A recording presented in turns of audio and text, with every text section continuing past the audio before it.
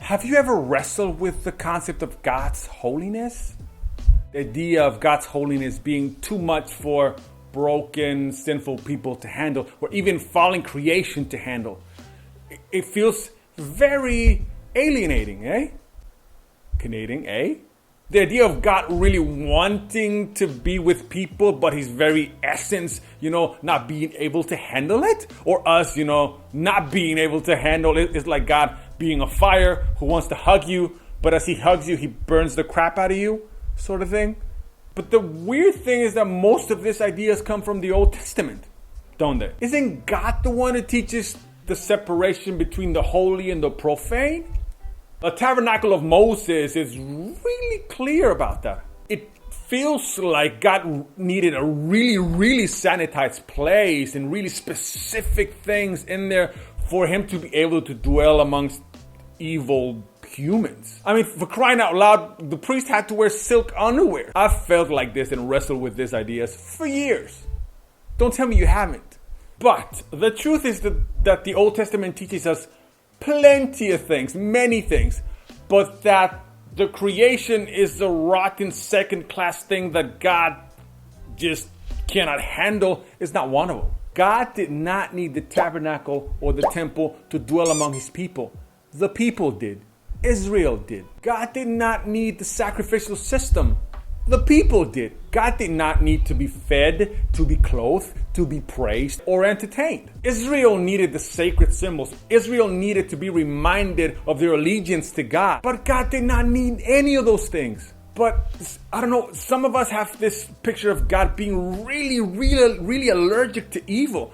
Being really, really finicky around things. We have portrayed God as the ultimate germaphobe.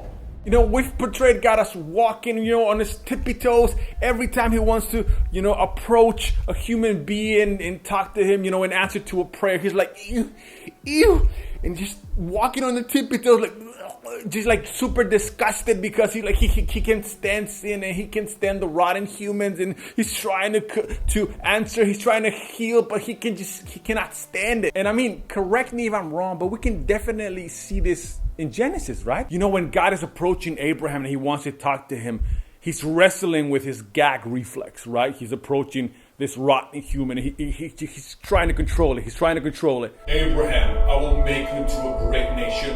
And now listen.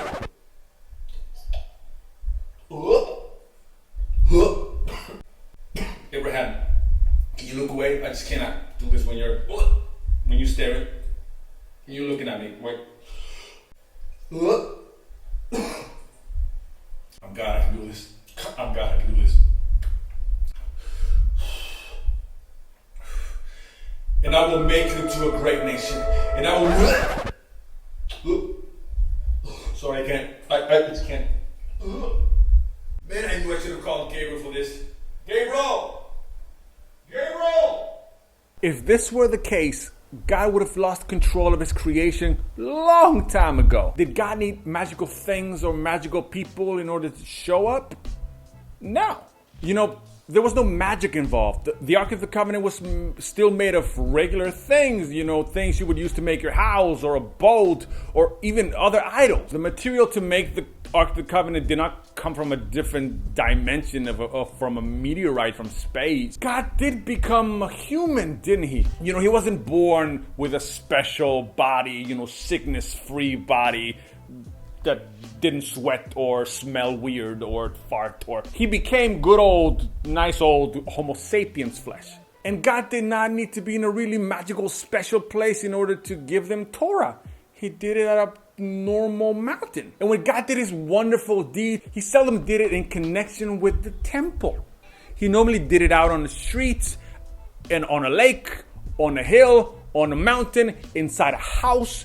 That's the Jesus style. The fact that there was a Holy of Holies does not qualify the outside as profane, as less sacred. That's not what God's saying with the Holy of Holies. And this is my point already. Finally got to the point. Isn't our understanding of God as the ultimate germaphobe one of the reasons why we feel so distant from God? Why we feel God so distant and so far away from us, from our generation, and from general human affairs? Especially when we feel, unworthy, untrustworthy, and somewhat nasty. We sort of feel God leaving the room because we just made the room too difficult for him to stay. The biggest issue is that we feel like this most of the time. So we end up feeling far away from God for most of our lives. And then when we feel somewhat ready to reapproach God, we try and kind of to seduce God into coming back with good deeds and good behavior, because we're so myopic that we cannot realize that God never left the room. There is nothing we can do that God cannot handle. God is the solid rock, the unshakable rock. And there's no compartmentalizing God or life into cookie cutter categories as sacred and profane. So may you do two things. Just close the laptop, just get out of YouTube, get out of Facebook, go and read Psalm 139. That's number one. And then may you realize that God is not a scared little boy. May you stop relating to God as the ultimate supreme germaphobe, but relate to God as a father. As familia ese. As familia. Peace and many blessings.